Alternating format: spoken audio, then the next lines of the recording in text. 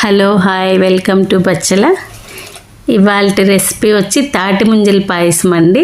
చాలా చాలా బాగుంటుంది. ఇవి సీజనల్లో దొరికేవి కాబట్టి తప్పకుండా చేసుకొని తిని ఎంజాయ్ చేయండి. దీనికి కావాల్సిన పదార్థాలు: నానబెట్టిన సబ్బియ్యం 1 కప్పు, 1 కప్పు షుగరు, 1 కప్పు కాచి చల్లార్చిన పాలండి. ఫస్ట్ సబ్బియ్యం బాగా ఉడికిన తర్వాత షుగర్ వేసేసి కరిగిన తర్వాత చల్లారిన తర్వాత పాలు వేయండి. తర్వాత తాటి ముంజలు వాటర్ తోటి కట్ చేసేయండి, అంటే ఆ ఫ్లేవర్ రావాలండి దానికోసం. 1 యాలక్కాయ కట్ చేసేయండి, చాలా బాగుంటుంది.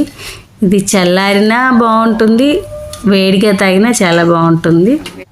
ట్రై చేయండి, చాలా చాలా బాగుంటుంది.